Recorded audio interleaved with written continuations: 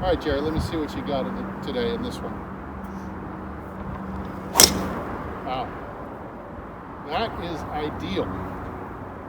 Have I ever complimented you before on how smooth you are? You have, yes. This is Jerry Crowell PGA, by the way, and as you probably know, welcome back, I'm Steve. This is why sometimes Jerry is known as the Big Smoothie. Amongst other names. Amongst other names. But tempo is what we're talking about today in this video, particularly the difference between we're going to talk about two very specific tempos today. We're going to talk about one for scoring and one for power.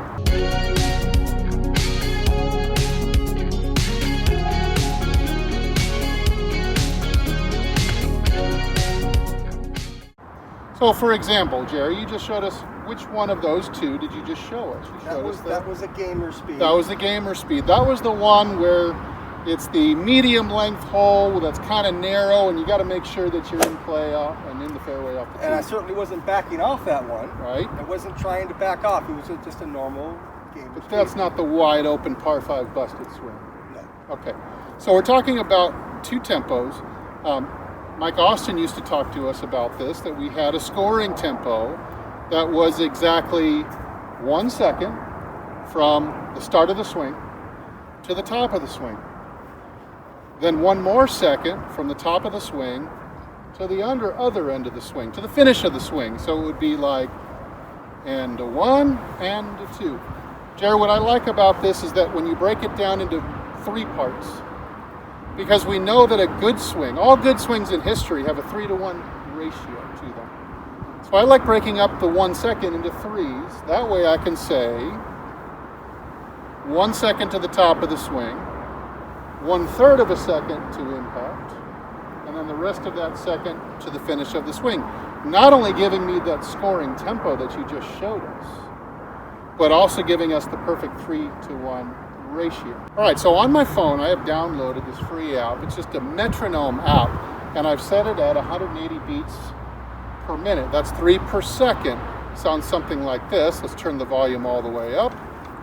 Kind of hear it clicking. Hopefully the microphone is picking this up. So it'd be like, ready, and, okay, so let me count it out. Let's see you follow this 1 second in each direction tempo. So I'm going to say ready and then you'll pull the trigger. So it's ready and 1, 2, 3, 1, 2, 3, 1, 2, 3, 1, 2, 3. So you see that this is incredibly smooth and even rhythm. It looks like both halves of the swing are being done at exactly precisely the same amount of time, almost like a pendulum rocking back and forth. That's essentially what Jerry looks like when he swings like that. Now, that's the swing that you'll use most of the time around the course. That's the rhythm. If you're a mid-range handicap, a higher handicap, that's probably the rhythm that I would recommend doing at all times. I don't think you'll have to mess with anything other rhythm, because I think for the average golfer, Jerry, they hit the ball their farthest simply when they hit the sweet spot, that you don't have to try for more. So we're going to show you now a power tempo. Mike Austin used to call this, his long drive tempo instead of just his playing tempo. And we're going to step it up. What we're going to do is we're going to go, instead of 1 second in each direction, we're going to do 3/4 of a swing in each direction. 3/4 of a second in each direction. So I have to turn the tempo up significantly faster. We're now at 205. This is going to look more like a piston. Ready and 1, 2, 3, 1, 2, 3, 1, 2, 3, 1, 2, 3.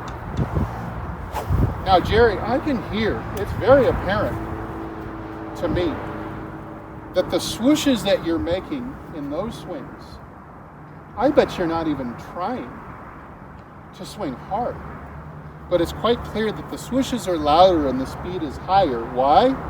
Looks to me like you're just trying to keep up with the tempo in both directions. Yes. And you're not actually swinging it harder. Now, there are a lot of golfers at home, you've seen a lot of them, I know, that swing their driver back really slow. I've seen them too. I have a lot of students that are thinking low and slow, low and slow. Just always take it back slow, take it back slow. Makes you swing slow. Well, I mean, we'll see players that swing slow, like a Sung J M or a Hideki Matsuyama. There's exceptions. And there are exceptions. You know, those are different kind of athletes too. Their core speed is different. Don't relay what they do maybe to some of the things that we're talking about now. Those are different freaky guys. We both highly recommend that you swing with pendular rhythm, even in both directions.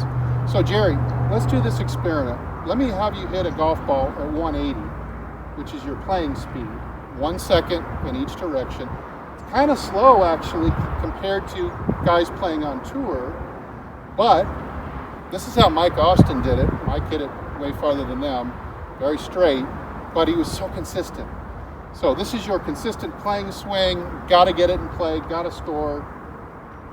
And let's take a look at two different swings, one at each tempo, and we'll look at them on the TrackMan after that. All right, Jerry, let me go back and find that 180 beat again. All right, Jerry, I found that 180 beat again. Can you hear that okay? Show us one practice swing first on that tempo. Ready, and 1, 2, 3, 1, 2, 3, 1, 2, 3, swoosh, 2, 3. Okay, why don't you all stand back? Why don't you hit a golf ball with that same nice even rhythm that looks pretty much like your normal. Right in the rhythm. Wow, that is just ridiculous. This guy is so smooth, but hits it so long and straight. All right. Let's pick it up. Let's see it fast. All right, so Jerry, you were at 160 ball speed there, 160 ball speed. And that last shot went 294. Okay. So now, let's go back to the metronome again. Got to switch apps. We're going to take it back to that higher speed that we had it on before. Here's 205 again. So let's get a little practice swing going to get yourself used to that tempo. Ready? And 1, 2, 3, 1, 2, 3. 1, 2, 3. Great. Okay, let me move out of the way of the TrackMan. See how close you can get to this rhythm, and we'll compare it.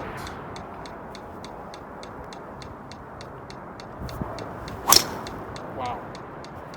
I mean, that is it. You know, that was really impressive because you were dead on this tempo. I mean, well, that was amazing. So now we'll take a look back at the numbers again. And there you're up to 166 ball speed, and the ball went 311. So you just picked up about 15 more yards and several more miles an hour of clubhead speed. Were you swinging any harder?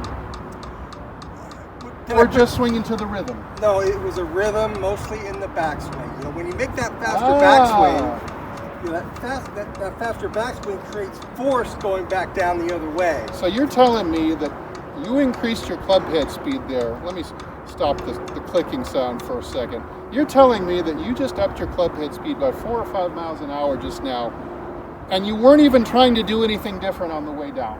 All you did was take the club back at the faster rhythm. Faster rhythm, not just fast. It wasn't that you just ripped it back fast. It's that you maintained the same even rhythm throughout, and it was just quicker. Correct. I think the problem that you may get with picking up the tempo on your backswing, some people tend to get short. They forget they have to finish their backswing also. Whether it's a 180 metronome to here, or if it's a 204 metronome to here. Yeah. Make sure you don't just go change directions real fast. It's more finish the backswing, pick up the tempo. That's it. So we don't recommend. We do recommend for someone who swings the club back very slowly. So if you're someone who swings it back very slowly, we do recommend that you practice doing it a little more like this, where you kind of make the backswing a little bit more brisk. But you can get this Metronome app for free on your phone. You can even put some headphones on at the range, play it as you're hitting golf balls, set it to whatever you want. But I think you'll find that when you pick up the tempo, as long as it's even, rhythmic, pendular, you're going to pick up more speed and distance. Now, for the better handicaps out there, how often do you think they're going to use that faster swing during a round of 18 holes? Let's say if they're playing for the club championship. It's not going to be on every shot, is it? Well, they may never. You know, golf in itself is a rhythm game. Yeah. And you may not want to change gears at a certain point of your route. If you're really in the groove. There's lots of variables there. Yeah. I think it's more just training yourself to swing faster, letting your body know that you can go at a certain speed, and if you can do that, when you go back maybe to a normal speed that feels like a gamer speed to you, you may see your speed increase just because your body now understands it can go faster, so your regular speed picked up a couple miles an hour just because. I feel like in all the tournament rounds that I've played, I feel like the most I would make a swing on that faster tempo to get that more speed was maybe a half a dozen times tops. In one round? One round, 4 to 6 full swings at all. It might be a couple on par 5s. I might have one back into the wind on a long par 3, over water, something like that. Something where I know maybe a shot out of rough. It could be a shot out of rough. It could be a shot at a par 3 to a whole location that's on the front over a bunker, and you want some extra height to get it to stop closer. So instead of hitting the 7-iron, you go to the 8-iron to launch it. So now we're starting to talk about more advanced strategy, which not everybody out there is ready for. But that 4 to 6 times around, I'm not just doing it just for fun. I'm doing it because it's going to give me a strategic advantage on that hole. And you know, blasting it down the fairway like Bryson DeChambeau, there's not too many guys in the world that will ever make that work for a good score. And so just remember, that's only a couple of guys in the world that will ever make that type of attack really work to their advantage. Most good players are only going to be stepping on the gas a few times around. The rest of the swings are all done in rhythm. Hey, thanks so much for watching. I hope you got a little bit more insight into tempo and rhythm, both what you should be doing and what better players you might see on TV will do. Thanks so much for helping my channel grow so fast. And by the way, Jerry is going to be launching his channel soon. It's going to have some really entertaining and humorous content on it. I think you'll really want to tune in. I will leave a link to his channel down below in the description. I hope you'll go check it out. Anything that you want to add about your channel? My channel is going to be golf instruction for sure, but it's also going to be a lot of product reviews, some comedy skits that we've done over the years with some other friends of mine also. You know, maybe some stuff as to, you know, talking about stuff in the golf industry, golf instruction that hasn't been explained correctly or you can't find information for. I'm going to expose it. I think I can describe this in one word. I think I would call this infotainment. It's info golftainment. Info golftainment. So be looking for that. And hey, thanks so much to Golf Development Complex, Moore Park, California. Would you come out and hit a bucket with me sometime? The weather, as you can see, is absolutely perfect. Beautiful scenery. We are soaking it in. For Jerry, I'm Steve. And as usual, we will both, if we don't see you in the next video, where will we see them? Where do we hope to see them, Jerry? Well, I'll be long and straight down the fairway. Well, that's where I'll be too. And join us. That's where we hope you'll be too, is longer and straighter down the fairway. Hey, everybody, take good care.